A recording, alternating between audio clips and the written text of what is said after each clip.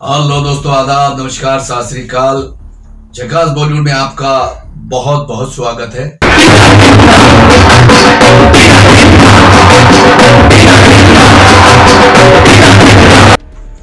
दोस्तों, आज मैं झकास बॉलीवुड में एक ऐसी बकवास बात करने पर मजबूर हूं, और उससे पहले मैं एक शेर सुना देना चाहता हूं हमारे सभी दर्शकों को कि कमजोर घेर लेते हैं अक्सर दिलेर को, और मौके को पाकर फाड़ते हैं साले कुत्ते भी शेर को। दोस्तों, आप सोच रहे होंगे कि ये मैंने शेर के साथ आज झकास बॉलीवुड की शुरुआत क्यों की। दोस्तों, बात है आर्यन खान की। आर्यन खान जो शाहरुख खान का बेटा, जो 2 अक्टूबर को क्रूज से उसको पकड़ा गया था ड्रग्स मामले में। लेकिन दोस्तों, आपको यह पता है कि जो एनसीबी के हवाले उसको किया गया, मेरी बात पर गौर करना आपने, जो एनसीबी के हवाले उसको किया गया, उस एनसीबी ने आर्यन को नहीं पकड़ा। कितनी बड़ी बात है, कितनी बड़ी बात कही मैंने कि एनसीबी ने आर्यन को नहीं पकड़ा। दोस्तों, एक ऐसे फ्रॉड बंदा था पीके गोसावी, टकला पीके गोसावी, और मोदी जी के करीब एक शख्स ने, जो दाढ़ी वाला आप दिखा है आपको, इसने, उसने और एक बंदा और था, इन तीनों ने क्रूज पर जाकर के, जहां 1400 लोग मौजूद थे, वहां सिर्फ आर्यन और आर्यन के दोस्तों को पकड़ा गया। कितनी अजब बात है दोस्तों। वो 1400 लोग क्या दूध के धुले थे? जहां पार्टी होती है साहब, जहां लोग डिस्को में जाते हैं या किसी शराब की पार्टी में जाते हैं, तो कोई दूध का धुला तो होता नहीं वहां। मेरी बात का इशारा समझ गए होंगे आप। तो 1400 लोगों को छोड़कर सिर्फ ये आर्यन की टीम को, आर्यन के दोस्तों को ही क्यों गिरफ्तार किया गया, जबकि अभी तक इनके पास कोई प्रूफ नहीं है कि आर्यन के पास से कहीं ड्रग्स मिली है, या उसके दोस्तों के पास से कुछ मिली है, या उसके ड्राइवर ने कुछ बताया। उसके ड्राइवर ने सिर्फ इतना ही कहा है कि आर्यन सिगरेट पीते हैं, लेकिन उसके अंदर क्या है मुझे पता नहीं, वो क्या पीते हैं। भाई, आर्यन अगर सिगरेट पीती है तो हो सकता है वो सादा सिगरेट भी पीते हैं। शाहरुख खान भी सिगरेट पीते थे। अब उसमें गांजा है, चरस है, हीरोइन है, हीरो है या विलन है उसके अंदर, किसने देखा है?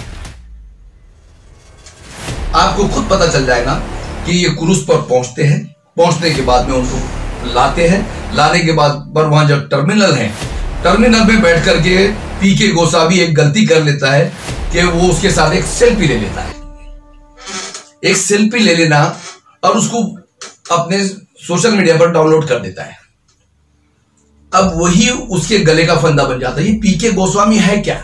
पीके गोसावी जो है टकला, ये जो देख रहे हैं आप, ये है क्या? ये ऑलरेडी फ्रॉड आदमी है। इस पर 4-5 FIR दर्ज है, लेकिन इसके ताल्लुकात बहुत अच्छे हैं पुलिस में, एनसीबी में। उसी वजह से इसकी FIR पर कार्रवाई नहीं हो रही है। अब ये फरार है, ये बंदा जो है तो अब फरार है। अब फरार क्यों है ये समझ लीजिए। उसने जो आर्यन खान के साथ जो सेल्फी डाली थी उसमें, और बाद में बताया था कि मैं एनसीबी का ऑफिसर हूं, ये गलती कर दिया उसने। भाई, कोई भी अगर किसी मुजरिम को पकड़ता है तो उसके साथ सेल्फी थोड़ी लेता है। सलमान भाई, संजय दत्त, ऐसे कई लोग जेल में जा चुके हैं, लेकिन उनके साथ में लोगों ने सेल्फी लेकर के सोशल मीडिया पर नहीं डाला। आर्यन तो अभी अंडे में से निकला है। आर्यन को लोग सिर्फ शाहरुख खान के बेटे के नाम से जानते हैं। तो आपने जब उसको पकड़ा था, जब मुजरिम था, तो मुजरिम के साथ आपने, अगर आप एनसीबी से ताल्लुकात रखते हैं, तो आपने उसको, उसके साथ सेल्फी लेकर सोशल मीडिया पर अपने आप को हीरो बताने की कोशिश क्यों की, जबकि आपको तो बाल ही नहीं है। अब कभी आपने देखा ही नहीं होगा कि बिना बाल वाला कोई हीरो हुआ है हमारे हिंदी सिनेमा के पहले पर्दे पर। हाँ, विलन जरूर हुआ है। तो दोस्तों, पीके गोसावी जो है तो अभी फरार इसलिए है कि जो सेल्फी खींचा था उसने आर्यन के साथ, वो सेल्फी उसने सोशल मीडिया पर डाला था, तो जो लोगों ने इस पर एफआईआर दर्ज करवाई थी वो लोग सीधा एनसीबी ऑफिस पहुंच गए और उन्होंने कहा कि भाई ये कौन सा बंदा है जो आपके साथ मिलकर के काम करता है, अपने आप को ऑफिसर बताता है।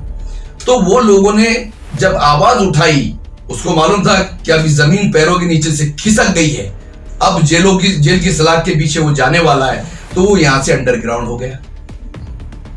अब बताइए कि अच्छा ये बात है, अब रहा सवाल समीर वानखड़े।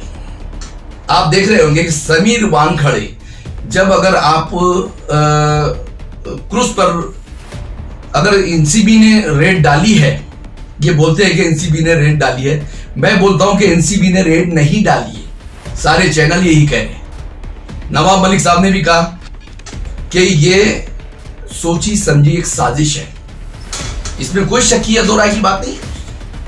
सवाल आर्यन का नहीं है, सवाल शाहरुख खान का है दोस्तों, उसके इमेज को ठेस पहुंचाने का है। और बॉलीवुड जब जब आगे बढ़ा है, बॉलीवुड जब जब चर्चा का विषय बना है, तब तक उसके बॉलीवुड के दुश्मनों ने, बॉलीवुड के जो स्टार है उनके दुश्मनों ने ये खानों को तो छोड़ा ही नहीं, वो बेगुनाह भी है, खान लोग बेगुनाह भी है, तो खान की जो चिंगारी होती है उससे उनकी रोटियां सीख जाती है। तो दोस्तों ये बताओ कि शाहरुख खान ने आज तक कौन सा ऐसा गलत काम किया जब से इंडस्ट्री में आए, लेकिन उनको टारगेट बना करके किसानों के मुद्दे से ध्यान भटकाना था। जो 6 किसानों को कुचल दिया है एक बीजेपी के नेता ने, उस नेता के बेटे ने, उस पर से उस मुद्दे से ध्यान हटाने के लिए ये सारा गेम खेला जा रहा है। और हर वक्त ऐसा ही हुआ दोस्तों, सुशांत के वक्त सारा गेम खेला गया, लोगों का ध्यान बटाया गया। अभी ये जो मरा है शुक्ला, सिद्धार्थ शुक्ला, उस वक्त भी कोशिश की गई, लेकिन उस वक्त की कोशिश नाकाम हो गई। तो दोस्तों ये बताओ कि पीके गोसावी अगर बेगुनाह है तो फरार क्यों हुआ। अब आता हूं मैं समीर वानखड़े पर। समीर वानखड़े जब शाहरुख के बेटे को एनसीबी ऑफिस में लेकर गए, जहां अंदर एंट्री करते हैं तो वहां चेकिंग होती है, वहां पुलिस वाला खड़ा है। जब ये पीके गोसावी उसके साथ एक बंदा और उसको पकड़ के खड़ा है, और दूसरा वो मोदी जी का बहुत ही चहीता दिख रहा है, करीबी दिखाई दे रहा है, दाढ़ी वाला वो बंदा उसके साथ पड़ा है, जबकि ये कोई ऑफिसर नहीं है, फ्रॉड लोग हैं ये लोग। वो लोग पकड़ करके खड़े रहते हैं एनसीबी ऑफिस में। जब एंटर करते हैं तो पुलिस वाला पीके गोसावी को रोक देता है, बोलता भाई हु आर यू, कौन है रे तू? तो बोलता मैं साहब से समीर वानखड़े से मिलने के लिए आया हूं।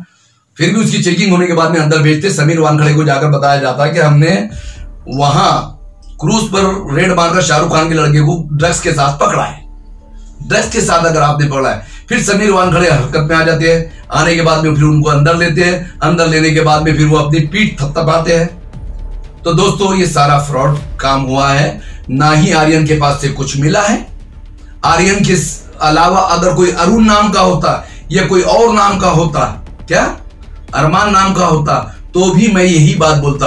अब आप बोलेंगे, इसमें कई लोग कमेंट करके बोलेंगे कि वो खान था इसलिए आप खान की सपोर्ट कर रहे।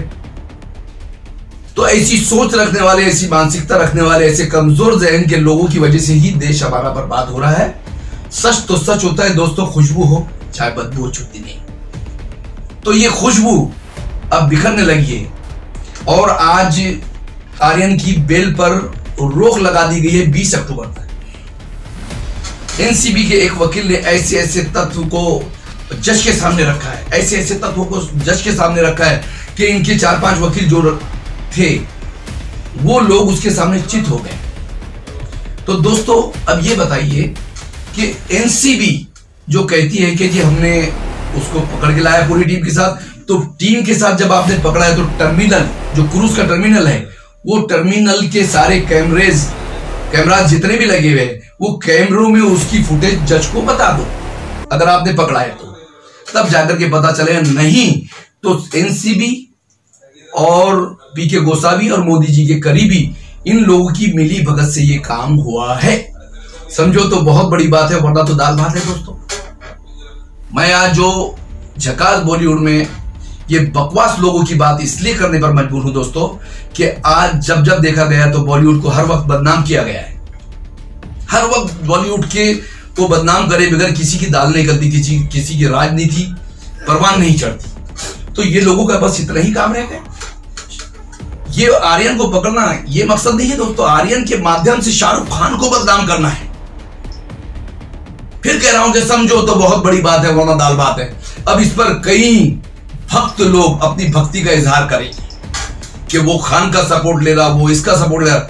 उसके साथ में एक ही शाहरुख के आर्यन के जितने भी दोस्त थे तो वो एक ही दोस्त नहीं है उसका, उसके सारे मजहब के दोस्त उसके साथ थे, उनका नाम कहीं नहीं आ रहा। और एक बात और बता दूं दोस्तों कि 8 लोग पकड़े गए, 1400 लोगों में से 8 लोग पकड़े गए, वो भी शाहरुख खान के बेटे के टीम के सारे लोगों को पकड़ के लाया। 1400 लोगों को तो ऐसे ही नजरअंदाज कर दिया गया। और रहा सवाल कि मैं आपको एक बात और बता दूं दोस्तों कि शाहरुख खान का बेटा आर्यन ही सिर्फ शाहरुख खान से पैदा हुआ है, बाकी तो सब यतीम है, बिना बाप के आसमान से टपके है। उनका कोई नाम ही नहीं है, उनका कोई कहीं नाम नहीं है कि ये इसका बेटा भी है, साथ में इसका आर्यन खान। आर्यन मतलब शाहरुख खान। शाहरुख खान को टारगेट बनाओ, फिल्म बनाओ, सुपर हिट हो जाएंगी और नफरत और फैलेंगी। यही एक सवाल है दोस्तों जिसका जवाब देने के लिए आज मैं झकास बॉलीवुड में, और जब जब झकास बॉलीवुड के माध्यम से मैं बताना चाहूंगा कि जब जब बॉलीवुड पर आंच आएंगी, अगर शाहरुख खान के बेटे ने अपराध किया है तो वो अपराधी है, उसको सजा मिलना चाहिए। और उसके साथ जितने भी बिगड़ेल बेटे हैं उन माँ बाप के, तो मैं उनके भी लिए ये कहूंगा कि अगर उसने अपराध किया है, उसने ड्रग्स का इस्तेमाल किया है। और एक और बात बता दूं दोस्तों, कितने शर्म की बात है अपने जमीर से पूछना। जब नींद में सोओगे आप रात में बिस्तर पर, तो अपने जमीर से पूछना, आपका जमीर आप पर थूकेगा। मैं उन लोगों के लिए कह रहा हूं कि 3000 किलो गौतम अडानी की ड्रग्स पकड़ी जाती है उसके पोर्ट पर, 21,000 करोड़ की, उस पर कोई चर्चा नहीं होती, उस पर कोई चर्चा नहीं होती, क्योंकि वो खान नहीं है, वो गौतम अडानी है। अगर वो खान होता तो ये पूरे वर्ल्ड के कोने कोने में जंगलों जानवरों को भी पता चल जाता। लेकिन अब कहां से लाई गई है? अफगानिस्तान, हमारे दुश्मन देश से ये चीज लाकर, अच्छा 3000 किलो जब ड्रग्स आई है हमारे देश में तो सप्लाई कहां होगी? यहीं के नौजवानों को उसका आदी बनाया जाएगा, यहीं के नौजवानों को। अब गौतम अडानी कौन है आप जानते ना, उसके साथ पूरी ताकतें लगी हुई हैं, उन्हीं के बलबूते पर यह काम कर रहा है। तो आर्यन आज एक है, ऐसे कई नौजवान इसकी लत में आएंगे और ये इसके बगैर रह नहीं पाएंगे। फिर ये 100, 200, 500 में जुर्म करना शुरू कर देंगे। किसी का गला काटना है तो 500 रुपए दे दो ड्रग्स के लिए, क्योंकि आदी हो जाता है इंसान। तो फिर माँ बाप को भी नहीं गिनता बच्चा, जब इसका आदी हो जाता, इसको ये एडिक्ट हो जाता है इसका, तो उसको फिर उसके बाद में अपने माँ बाप को भी नहीं गिनता। ना माँ बाप को माँ बाप समझता है, ना बहन भाई को, ना अपने परिवार को परिवार समझता है। उसको सिर्फ एक ही चीज से मतलब रहता है, वो होता है नशा। तो दोस्तों जब ये 3000 किलो जब यहाँ वो तो पकड़ी गई, अगर नहीं पकड़ी जाती तो कहां जाती है? नौजवान, नई नस्ल, नई न्यू जनरेशन यही इसका इस्तेमाल करते हैं। फायदा किसको होता और नुकसान किसको होता है? तो दोस्तों कल को आपका हमारा बच्चा भी इसका एडिक्ट ना हो जाए। मैं बस इतनी रिक्वेस्ट करूंगा कि सच को सच और झूठ को झूठ बोलो। क्या सच बोलते ना, सच बोलने वालों की कभी हार नहीं होती। वो आज नहीं तो कल परवान चढ़ते हैं, जीतते हैं। कुदरत का कानून है, मैंने कहा ना, खुशबू और चाय बदबू छुटती नहीं। तो दोस्तों जब जब हमारे बॉलीवुड को बदनाम किया जाएगा, हम सच बोल करके, मैं अभी भी कह रहा हूं कि आर्यन अगर गुनाहगार है तो उसको सजा मिलना चाहिए, लेकिन उसके पास से जब कुछ मिला ही नहीं तो उसको किस हिसाब से बेल नहीं दी जा रही? फिर वो 3000 किलो वाले को आपने छूट क्यों छोड़ा है? अगर अपने बाप की सही औलाद है जो इस पर उंगली उठाने वाले मेरे सवालों पर, तो वो खुद सोचे। अगर आप अपने आप की बाप की सही औलाद होंगे तो आपको ये फैसला करना है कि 3000 केजी ड्रग्स 21,000 करोड़ की अफगानिस्तान से आई है, तो यहाँ क्या पंडितों को देंगे, क्या मुल्लाओं को देंगे, या सब ये न्यू जनरेशन इनको आदी बना देंगे और ये उसके इशारे पर नाचेंगे? कल को हमारा देश देश नहीं रहेगा। याद रखो दोस्तों, अगर आज आपने आवाज नहीं उठाई, आज आपने सच की आवाज को दबाया, तो कल आप खुद पछताओगे कि मेरा बच्चा, मैं तो सोचता नहीं था कि मेरा बच्चा इसका एडिक्ट हो गया है, इसका आदी हो गया है। जब वो होगा उस वक्त आपकी आंखें खुलेंगी और उस वक्त बोलेंगे कि हमने सच को सच क्यों नहीं कहा था, कुत्ते को कुत्ता और शेर को शेर क्यों नहीं कहा था। तो बड़े शर्म की बात है कि एनसीबी ने ये जो घिनौना काम किया है, तो अब इसको खुलेआम पब्लिक के सामने बताया कि हमने इसको नहीं पकड़ा, बल्कि 3 दल्ले लोगों ने लाए। एक तो मोदी का करीबी है दाढ़ी वाला, देख रहे हैं आप फोटो में, दूसरा ये टकला जो फरार हो गया। अब ये जब तक सामने नहीं आएगा तो फैसला कैसा होगा।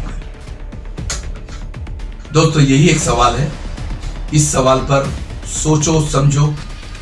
और हमारा मतलब किसी राजनीतिक पार्टी को ठेस पहुंचाना नहीं था, हमारा मकसद किसी एनसीबी को बुरा बोलना नहीं था, हमारा मतलब कुत्ते को कुत्ता और शेर को शेर बताना था। इसलिए हमने आज ये सारी बातें आपके सामने रखे। अब आप सोचो समझो, दिमाग में अगर भूसा भरा है तो उसको निकालो और उसका इस्तेमाल करो, और समझो तो बहुत बड़ी बात है, वरना दाल भात है। दोस्तों ये देश हमारा कहीं का नहीं है। इसमें जात पात भेदभाव के चक्कर में हमारे नौजवान को, मैंने कहा ना कि वो आर्यन ने अगर अरुण भी होता तो भी मैं उसके लिए वही बात कहता, आर्यन है उसके लिए भी वही बात कह रहा। अगर आपके कुछ लोगों के, बाकी तो सबके समझ में आएंगे, लेकिन कुछ भक्त लोगों की भक्ति अभी भी, अगर ये भक्ति का भूत नहीं निकला, तो आप लोग मुझे ज्यादा से ज्यादा क्या करेंगे, गालियां दोगे, चलिए नो प्रॉब्लम।